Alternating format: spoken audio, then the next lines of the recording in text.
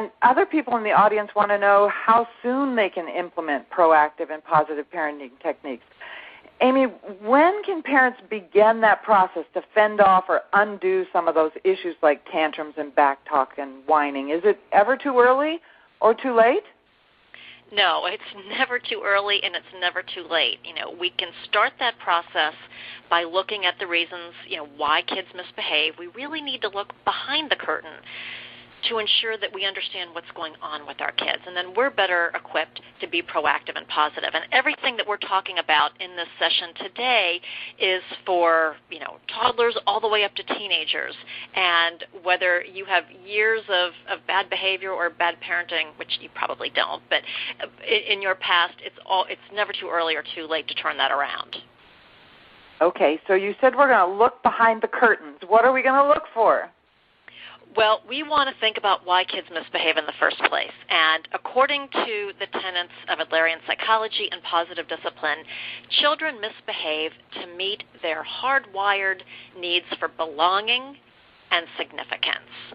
Belonging refers to that emotional connection and positive attention we need with one another, the most important people in our lives. We need to feel emotionally connected within the family constellation or even in the classroom. That sense of significance refers to our sense of autonomy, independence, capability, making meaningful contributions. We all need to feel like we have some control over our own lives and that we matter. And for kids, when their needs for belonging and significance aren't met in positive ways, they'll resort to negative means to get it. So let me give you a couple of examples.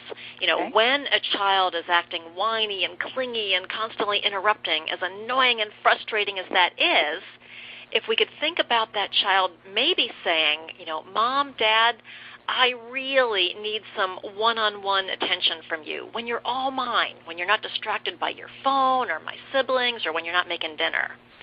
Or that toddler or teenager who's talking back or full of attitude.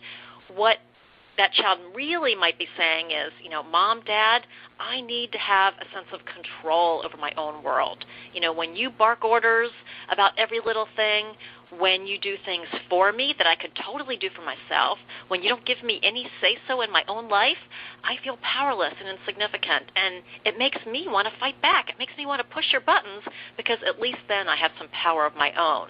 So if we can just kind of dig down and think about what that behavior is telling us, again, we can be more proactive and strategic in terms of how we turn it around.